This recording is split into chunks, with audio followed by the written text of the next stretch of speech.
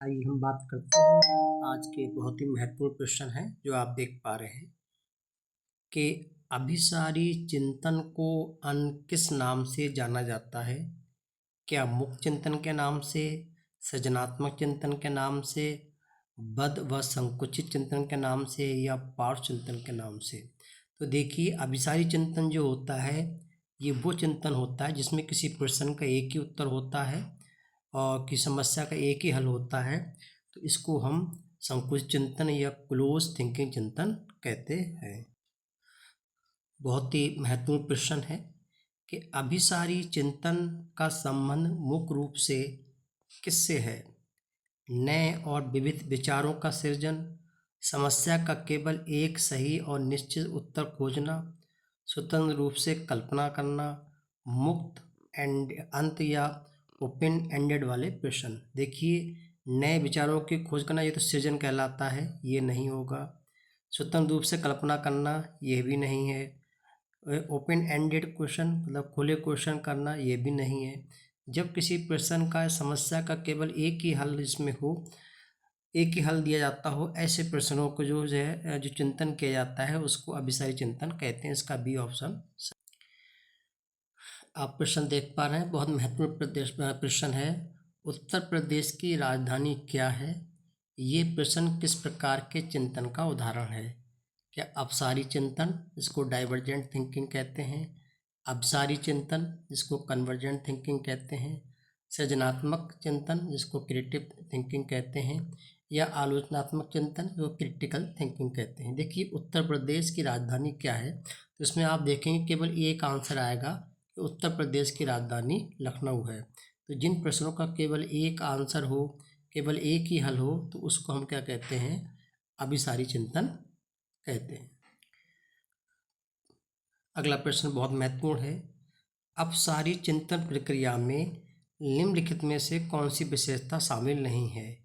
मौलिकता, विचारों का प्रवाह, एक ही निश्चित उत्तर पर टिके रहना, या लचीलापन।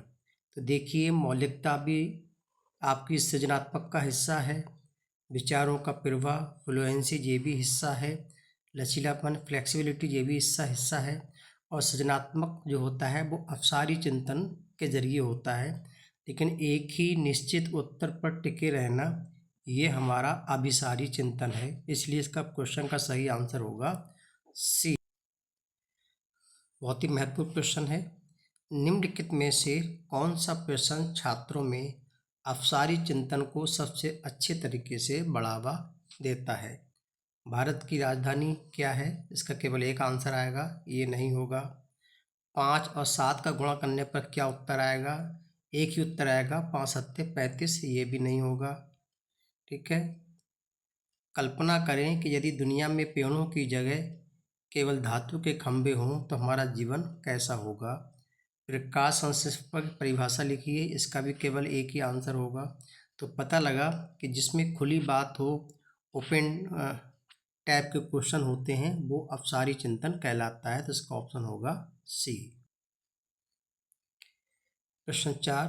कोई व्यक्ति अपनी ही कल्पनाओं में खोया रहता है, बिना किसी तर्क के सुखद दुनिया का निर्माण करता है, तो उसके इस चिंतन को क्या कहा जाता है। तार्किक चिंतन। देखिए, बिना तर्क के है तो तार्किक तो नहीं हो सकता। सवाली चिंतन, सृजनात्मक चिंतन, वास्तविक चिंतन। तो देखिए, इसका सही आंसर होगा सवाली चिंतन। ये वो चिंतन है जिसमें बच्चा सपनों में या हकीकत से दूर रहकर बातों को सोचता रहता है, अपने ख्वाब नए नए ख्वाब बुनता है। तो इसका सही आंसर होगा। अगला प्रश्न देखें आप। निम्नलिखित में से कौन सा प्रश्न बच्चों की समालोचनात्मक और रचनात्मक चिंतन को बढ़ावा देता है। इम्पोर्टेंट क्वेश्चन है। आपके शहर में पानी कहाँ से आता है। ठीक है, ये आंसर नहीं होगा, एक ही आंसर आएगा। आपके देश में कुल कितने राज्य हैं और राजधानियाँ हैं, ये भी एक ही इसका आंसर आएगा। ठीक है। आपके देश का नाम और व मानचित्र पर भौगोलिक स्थिति क्या होगी, ये भी सीमित आंसर है। पानी के बचाव के लिए सबसे अच्छा तरीका कौन सा हो सकता है और क्यों।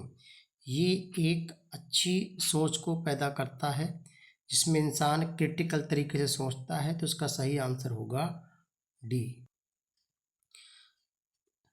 प्रश्न 6 देख रहे हैं। सुरेश समान रूप से एक शांत कमरे में पढ़ना चाहता है, जबकि मदन एक समूह में अपने मित्रों के साथ पढ़ना चाहता है। ये उनके खाली जगह भरना पड़ेगी। विभिन्नता के कारण है, कौन सी विभिन्नता है?